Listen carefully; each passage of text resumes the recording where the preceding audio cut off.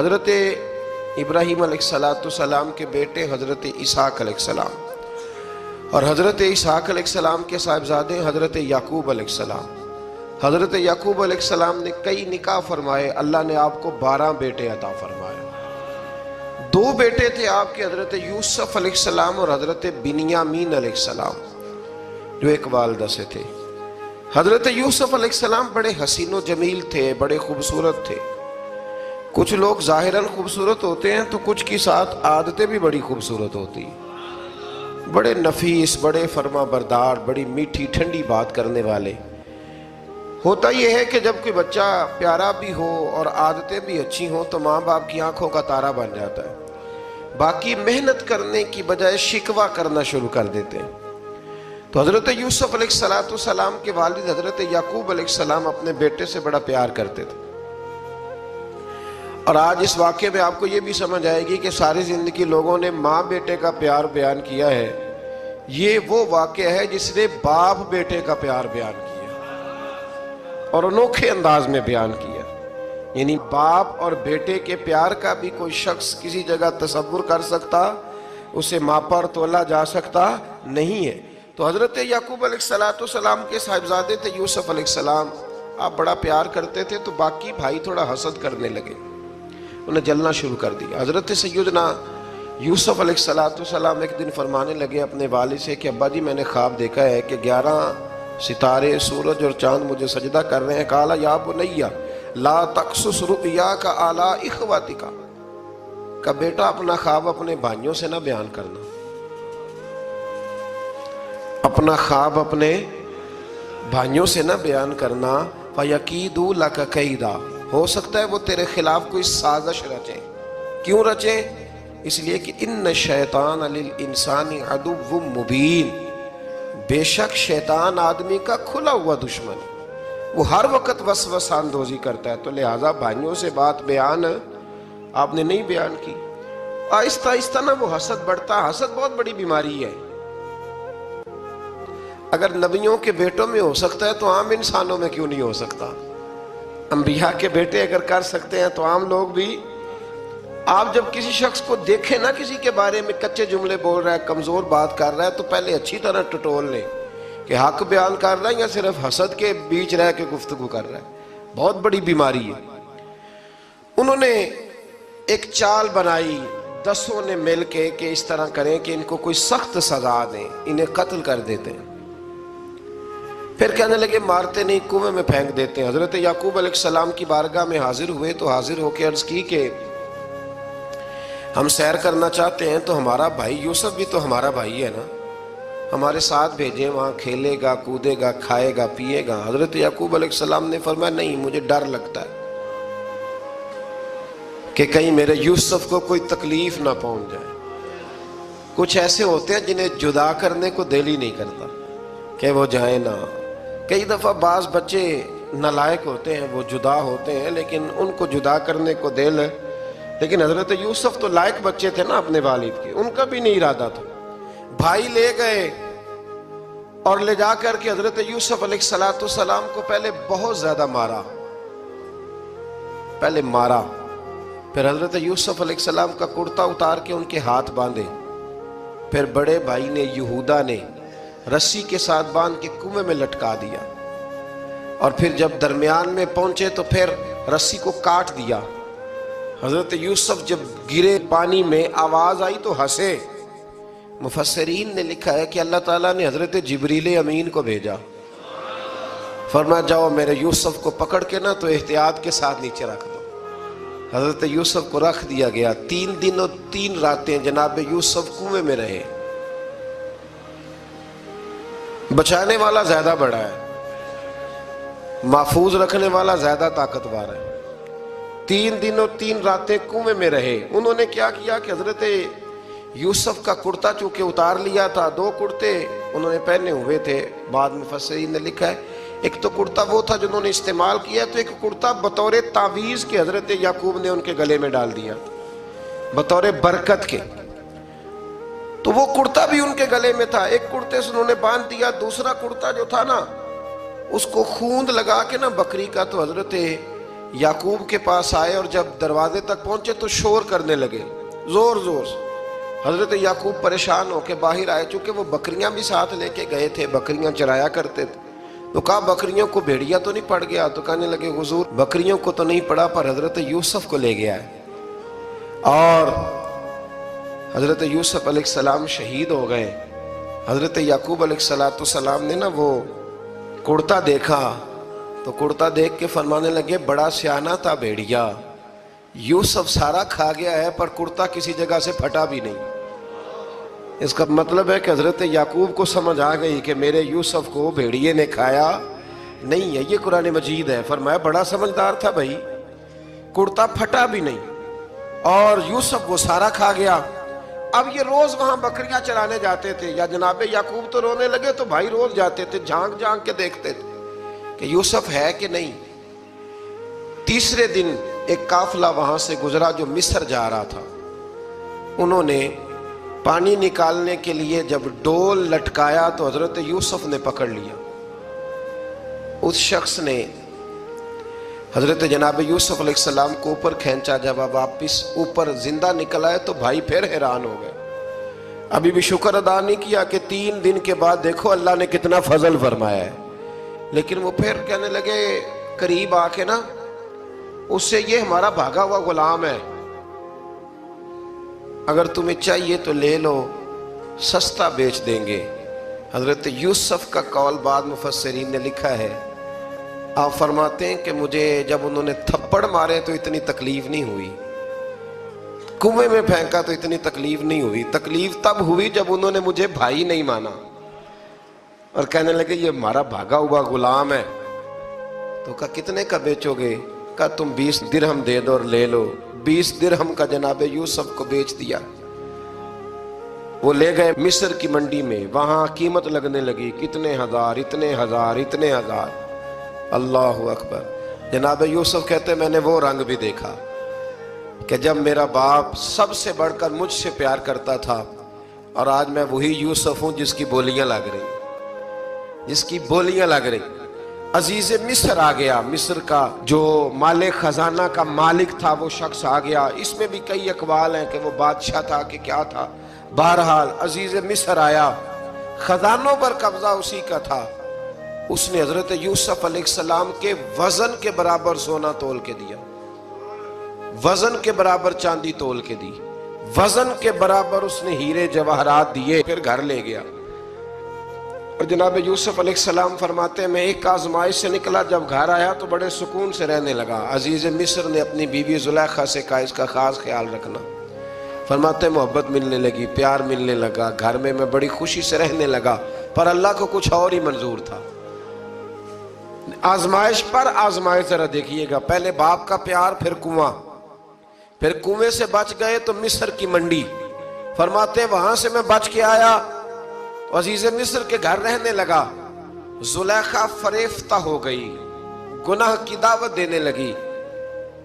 तो हजरत यूसुफ ने कहा काला माज अल्लाह, मैं अल्लाह की पनाह चाहता हूं। सारे दरवाजे बंद करके जब वो पीछे भागी, असल हसीन वही शख्स होता है जो अपने बातन के हुस्न को बचा लिया करता है। जो सौदागरी करने लगे वो थोड़ा हसीन होता है। हजरत यूसुफ अलैहिस्सलाम जब भागे तो उसने पीछे से पकड़ के कुर्ता खींचा, कुर्ता फट गया। अभी आप दरवाजे तक पहुंचे थे, अजीज मिस्र खुद आ गया। उसने आगे कहा ये क्या हो रहा है? तो उसने मकर किया जुलेखा ने, कहने लगी कि होना क्या है, इसको घर में रख के पाला है, अब जवान हुआ है तो माज़अल्लाह इसने मेरे तरफ दस्त दराजी करने की कोशिश की है। हजरत यूसुफ फिर खामोश हो गए। भाई बेच रहे थे तो फिर भी खामोश थे। कभी कभी कुछ चीजें खामोश रह के सहनी पड़ती। जख्म पे जख्म खा के जी, खूने जिगर के घूंट पी, आह न कर लबों को सी, ये इश्क है को दिल लगी नहीं। हजरत यूसुफ अलैहिस्सलाम फिर चुप है। जुलेखा ने बड़ी बातें की। एक दाना आदमी था, कुरान कहता है एक बोला बोलने वाला, एक अक्लमंद बोला। उसने कहा देखो ना जुलेखा की सुनो ना यूसुफ की सुनो, अगर तो कुर्ता आगे से फटा हुआ है तो फिर गलती है जनाब यूसुफ की, और अगर पीछे से फटा है तो फिर जुलेखा की गलती। हजरत यूसुफ की माज़अल्लाह फिर गलती। तो تو عزیز مصر نے کرتا دیکھا تو پیچھے سے پھٹا تھا، لیکن امام قرطبی کہتے ہیں وہ کوئی عقل مند آدمی نہیں، وہ تو 4 مہینے کا بچہ تھا، وہ ایک 4 مہینے کا وہ قریب تھا۔ حضرت یوسف علیہ السلام کی گواہی دینے کے لیے اللہ نے اسے زبان دی تھی، زلیخا کے ماموں کا بیٹا تھا، 4 مہینہ کا گہوارے میں لیٹا ہوا، جب بادشاہ سے فیصلہ نہیں ہو رہا تھا اور بادشاہ پریشان تھا عزیز مصر کہ کسی کو جا کے بتاؤں گا تو کوئی کیا سوچے گا، اس کے گھر میں کیا کچھ ہوتا ہے۔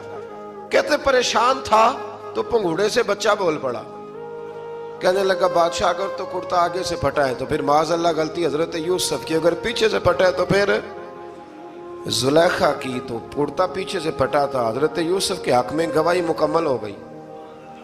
اب آہستہ آہستہ نا دربار میں محل میں بات پھیلنے لگی، تو بیویاں کہنے لگی اوہو زلیخا تو ایک غلام پہ عاشق ہو گئی ہے، ایک غلام پہ۔ تو زلیخا کہنے لگی تم اجے میرا محبوب نہیں ڈٹھا۔ یہ رٹے ڈالنے والے دیکھتے نہیں اور دور کھڑے رہ رہ کے کہانیاں سناتے رہتے۔ انہوں نے کہا تو نے ابھی دیکھا نہیں نا، تو نے ابھی یہ کیا پتا ہو کہ ماجرا کیا ہے؟ تو کہنے لگی نہیں تو غلام پہ۔ اس نے کہا چلو تجربہ کراتی ہوں۔ ساری عورتوں کو بٹھایا، ہاتھ میں ایک ایک سیب دیا، ایک ایک چھری دی، اور جب پوری تیاری ہو گئی پھل کاٹنے کی عورتوں کی تو جناب یوسف سے کہا ذرا جھلک تو دکھاؤ۔ تو حضرت یوسف نے جب جھلک دکھائی تو قرآن کہتا ہے سیب کاٹنے کی بجائے ہاتھ کاٹ لیے، اور کہنے لگی اوہو یہ کوئی بشر نہیں، یہ تو کوئی فرشتہ ہے، یہ کوئی فرشتہ ہے، یہ تو کوئی اللہ تبارک و تعالیٰ کی طرف سے آنے والا کوئی کرامت والا عزت والا شان والا فرشتہ ہے۔ حضرت زلیخا کہنے لگی سمجھ آئی ہے پھر تو مجھ پر شکوہ کرتی تھی۔ تو اب وہ بات بھی آہستہ آہستہ پھیلنے لگی کہ حضرت یوسف علیہ السلام کی غلطی نہیں، غلطی زلیخا کی۔ اب بادشاہ نے زلیخا سے کہا کہ اگر تو میں تیری بات کروں تو تیرے ساتھ میری بدنامی کا بھی ڈر ہے، کیا کرے؟ طے یہ پایا کہ حضرت یوسف کو جیل میں ڈال دیا جائے۔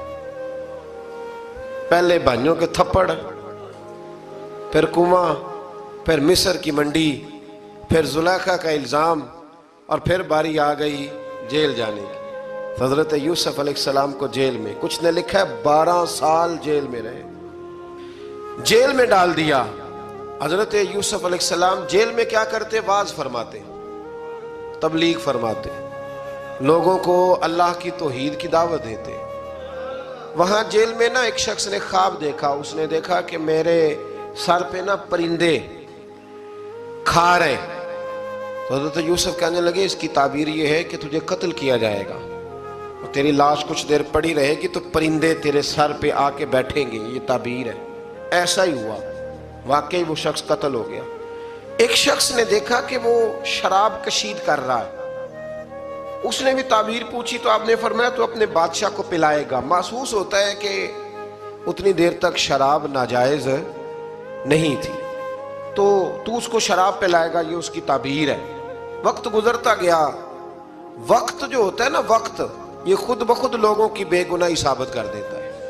ایک وقت میں نا پراپوگنڈا ہوتا ہے تو ہر آدمی پراپوگنڈے کا شکار ہوتا ہے، پھر جب وقت گزرتا جاتا ہے تو خود بخود وقت کا گزرنا کچھ چیزوں کا خود بخود حل بن جاتا ہے۔ حضرت یوسف علی نبینا علیہ السلام کو جب 12 سال بیت گئے تو بادشاہ نے، عزیز مصر نے خواب دیکھا۔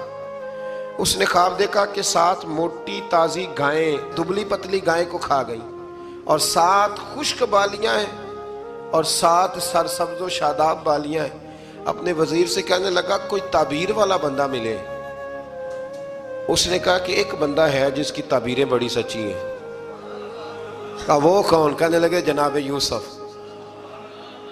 تو قید خانے میں پیغام بھیجا حضرت یوسف کو کہ خواب کی تعبیر بتائیں، تو جناب یوسف نے یہ نہیں کہا پہلے مجھے باہر نکالو، یہ نہیں فرمایا۔ فرمایا تعبیر یہ ہے، یہ جو 7 خشک بالیاں دیکھی ہیں نا، اس کا مطلب ہے کہ 7 سال تنگ دستی رہے گی، اور 7 سرسبز بالیاں دیکھی ہیں تو پھر 7 سال اللہ خوشحالی دے دے گا۔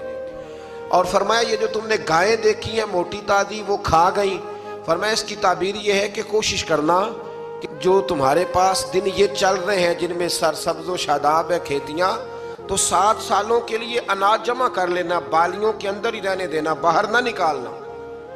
اور پھر اگلے جو خشک سال ہوں گے نا، وہ یہ جو جمع پونجی کی ہوگی نا، اس کی برکت سے وہ 7 سال آسانی سے. اس پر ہمارے مفسرین نے لکھا ہے، اس آیت پر. صوفیاء اور بزرگ تو کہتے ہیں نا سارا اللہ کے راستے میں دے دو، یہ بھی بات اچھی ہے، لیکن اگر کوئی اپنے بچوں کے لیے آنے والے وقت کے لیے کچھ چیزیں سنبھال کے رکھے تو یہ بھی سورہ یوسف سے ثابت ہے. یہ بھی سورہ یوسف سے، تو یہ بھی کوئی ایسا فعل نہیں ہے جس پر کوئی شخص تنقید کر سکے. آمدام برسر مطلب حضرت یوسف نے جب تعبیر بتائی تو بادشاہ کہنے لگا کہ انہیں باہر نکالو. آپ فرمانے لگے میں نہیں نکلتا بھائی، نہیں نکلتا میں جیل سے، یہی ٹھیک ہوں میں. آپ کیوں نہیں نکلتے؟ کہنے لگے پہلے اعلان کر کے لوگوں کو بتا کہ میں بے قصور ہوں. وہ جو نے پراپوگنڈا کیا نا اپنے منہ سے اعلان کر. اس نے جناب زلیخا کو بلایا، ان عورتوں کو بلایا، وہ عورتیں ساری سامنے آئیں، انہوں نے گواہی دی کہ یوسف تو بے گناہ ہے. پر سال کتنے لگ گئے؟ اللہ اکبر، 12 سال لگ گئے. یقین کریں کچھ لوگوں کو یہ ثابت کرنے میں نا کہ میں ٹھیک ہوں زندگی بیت جاتی ہے، اور میں تمہارا خیر کا ہوں زندگی بیت جاتی ہے. لوگوں کو ہوش تب آتی ہے جب مزار پر چادر ڈالنے کا ٹائم آ جاتا ہے، ہوش تب آتی ہے، لیکن پھر ہوش کا کوئی فائدہ. 12 سال کے بعد بادشاہ نے ان کو بلایا اور کہنے لگا کہ یہ جو خواب میں نے آپ کو سنایا اب کرنا کیا ہے؟ تو حضرت یوسف کہنے لگے تم سے کچھ بھی نہیں ہوگا، اگر کچھ کرنا ہے تو پھر یہ خزانے کی ذمہ داری میری لگاؤ. اگر کوئی قابل آدمی ہو تو وہ آگے بڑھ کے بات کر سکتا ہے. یہاں ہر بندہ ہی آگے بڑھ کے کہتا ہے مجھے دے دو ڈیوٹی، لیکن قابل ہو تو وہ آگے بڑھ کے بات کرے اور سمجھے کہ میرے علاوہ کسی کے لیے مشکل ہے تو پھر وہ آگے بڑھے. حضرت یوسف نے جب کہا تو انہوں نے آپ کو وزیر خزانہ بنا دیا. پھر ایک وقت آیا کہ وہ عزیز مصر ہی بن گئے. قحط پڑ گیا، جب مصر میں قحط پڑا تو دائیں بائیں بھی قحط پڑا. کنعان کے آپ رہنے والے تھے، وہاں بھی قحط پڑا. حضرت یعقوب بیٹے کی یاد میں رو رو کے تو آنکھوں کی بینائی چلی گئی. اور یارو باپ بھی بڑا ہی پیار کرتا ہے، بڑا ہی پیار کرتا ہے، بڑا ہی. پتہ ہے باقی تمہیں تحفے دیتے ہیں، باقی تم سے محبت کرتے ہیں، تو باپ تو بیٹے کو اپنی جوانی دے دیتا ہے، اپنی جوانی اپنے بیٹے کے نام کر دیتا ہے. باپ بھی بڑا ہی پیار کرتا ہے. سنگیو کوئی نہیں تول سکتا. بچے ایسے گھوم رہے ہوتے ہیں نا ابا جی کے سامنے تو ان کا اٹھنا بیٹھنا چلنا ہی بڑا پیارا لگتا ہے، کا آنا جانا ہی بڑا پیارا لگتا ہے. باپ کا تو قد روز اونچا ہوتا ہے کہ اللہ نے مجھے لال عطا فرمائے. حضرت یعقوب کی آنکھوں کی بینائی چلی گئی رو رو کے. بھائی حضرت یوسف کے جب قحط پڑا تو انہیں پتا چلا کہ ایک واحد شہر مصر ہے جہاں گندم سٹاک ہے، کیونکہ حضرت یوسف کو پتا تھا، خواب بادشاہ دیکھ چکا تھا. تو آپ نے مال 7 سالوں کے لیے جمع کر لیا. اب بھائی آئے، اللہ اکبر، دشمن سامنے نظر آئے، مخالف حاسد، تو پھر انسان ٹھہرا رہے اور انسان کمزور نہ ہو، طاقتور ہو. اتنا طاقتور ہو کہ حکمران ہی بن گیا ہو. ذرا نبیوں کے حوصلے بھی دیکھنا، پیغمبروں کے حوصلے بھی دیکھنا. بھائی آئے، کہا گندم چاہیے. تو جناب یوسف نے اوہو پائیاں جیا ساکھ نہیں کوئی جی وچ خار نہ ہوئے. ہاں، اور میاں صاحب فرمایا کرتے تھے پائی پائیاں دیاں باواں ہوندے تے پائی پائیاں دے ویری. بھائی جیسے ہی داخل ہوئے تو جناب یوسف کی آنکھیں بھار آئیں، رو پڑے. او میرے بھائی آ گیا، رو پڑے. وزیر مشیر دائیں بائیں دیکھتے ہیں کہ حضرت یوسف کو کیا ہوا، رو پڑے اور بھر بھر کے گندم دی. اس کو اشارے کرتے چل تھوڑی اور ڈال دے، چل تھوڑی اور ڈال دے. جب بھائیوں کو دے چکے تو پھر فرمانے لگے کہ شاید اس سے گزارا نہ ہو، ضرورت پڑی تو دوبارہ بھی آ جانا. اپنی قوم کو ترس دے رہے تھوڑا تھوڑا کھاؤ، ان بھائیوں کو کہتے ہیں ضرورت پڑی نا آ جانا دوبارہ. اور کہنے لگے تمہارا ایک اور بھائی بھی ہے. کہاں ہے؟ بنیامین نام ہے. فرمایا ہو سکے تو اسے بھی لے آنا. بھائی پیسے لے کے آئے تھے گندم لینے کے لیے، اور جب واپس جانے لگے تو حضرت یوسف نے ان کی رقم دوبارہ رکھ دی، وہ دوبارہ ان کی بوریوں میں رکھ دی. گھر جا کے انہوں نے کھولی تو گندم بھی تھی اور پیسے بھی تھے. بھائیوں سے پیسے تھوڑی وصول کرنے. جا کے اپنے والد سے کہنے لگے ابا بادشاہ بڑے دیکھے ہیں پر اس میں کوئی خوشبو دیکھی. تو اس نے کہا ہے کہ اپنے دوسرے بھائی کو بھی لے کے آنا، تو بنیامین کو لے جائیں؟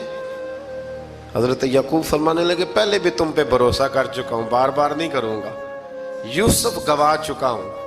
پوتے بول پڑے، کہنے لگے دادا جی آپ تو ہر وقت یوسف یوسف ہی کرتے رہتے۔ انہوں نے ضد کی، اصرار کیا، تو جناب بنیامین کو ساتھ وعدہ لے کے، عہد لے کے، قسم لے کے بھیج دیا حضرت یعقوب نے۔ جناب بنیامین بھی پہنچے مصر میں، یہ دونوں ایک ماں سے تھے، سگے دونوں تھے۔ حضرت یوسف نے جناب بنیامین کو دیکھا تو اپنے ساتھ بٹھا لیا، اور ذرا باتیں کر کے نا، ادھر بیٹھ جاؤ، ادھر بیٹھ جاؤ، اچھا نہیں ہے جگہ، آپ ادھر آ جاؤ، میرے ساتھ بیٹھ جاؤ۔ بھائی تھا نا سگا، اچھا چلو ٹھیک ہے آپ ادھر آ جاؤ۔ بھائی کو ساتھ بٹھا لیا۔